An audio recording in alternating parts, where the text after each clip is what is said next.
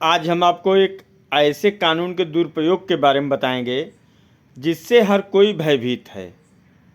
भगवान करें उसके साथ इस कानून का दुरुपयोग न हो, लेकिन ऐसा कोई गांव नहीं बचा, ऐसा कोई मोहल्ला नहीं बचा, ऐसा कोई व्यक्ति नहीं बचा जो उससे भय न खाता हो, और ऐसी कोई कॉलोनी नहीं बसी, ऐसी कोई बस्ती नहीं बची जिसमें उस कानून के दुरुपयोग का खौफ न हो और लोग परेशान न हो।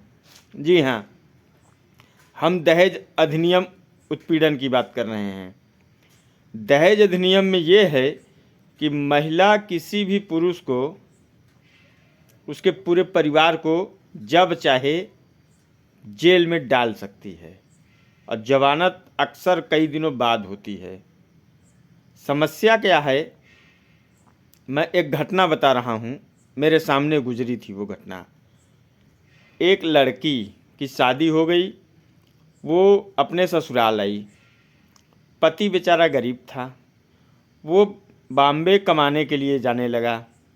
पत्नी ने जिद की कि हमें भी साथ ले चलिए।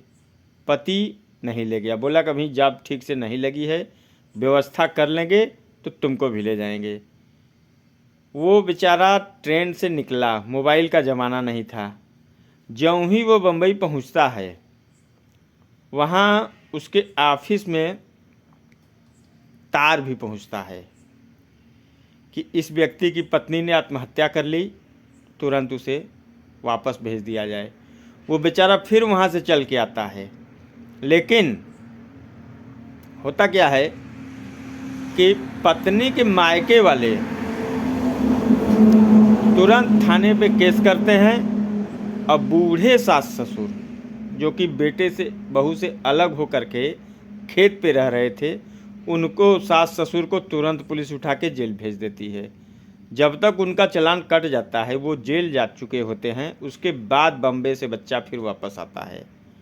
यहाँ आने के बाद सब कुछ इधर उधर हो गया था, बिखर चुका था पूरा परिवार। लेकिन उसके बाद की घटना क्या हुई, अब बीच में जिन लोगों ने, रिश्तेदारों ने शादी कराई थी, वो लोग इकट्ठे हुए, पंचायत बुलाई गई। पंचायत में लड़की के पिता को पैसे चाहिए, तब जाके वो सुलह समझौता करेंगे। अब पैसे की बार्गेनिंग होने लगी। अब आप सोच सकते हैं कि कितना बढ़िया ये कानून है। हर इंसान इससे खौफ खाता है, चाहे वो किसी भी जाति का हो, किसी भी बिरादरी का हो, किसी भी गांव का हो, किसी भी प्रदेश का हो, किसी भी धर्म का हो। हर व्यक्ति इससे भयभीत है। साथियों, इस कानून का जितना उपयोग हुआ है, उससे कहीं ज़्यादा दुरुपयोग हुआ है।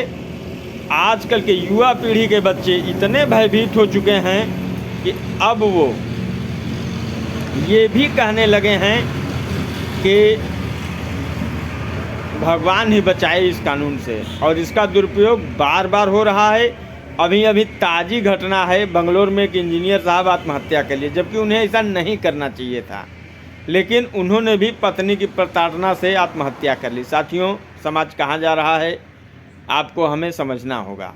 अगर हम अब नहीं समझ पा रहे हैं तो ये हमारा या आपका ही नहीं, कानून में ये व्यवस्था देने वाले व्यक्तियों का भी दुर्भाग्य है कि उन्होंने ये हथियार ऐसे लोगों के हाथों में दे दिया जिन्हें पैसे के अलावा कुछ दिखाई ही नहीं देता है। साथियों, आपके आसपास कोई मिलती जुलती घटना हो तो हमें ज़रूर बताइए, हम आपकी कहानी को जोड़ करके बताएंगे। हालांकि ये घटना हर जगह हो रही है। जय हिंद साथियों।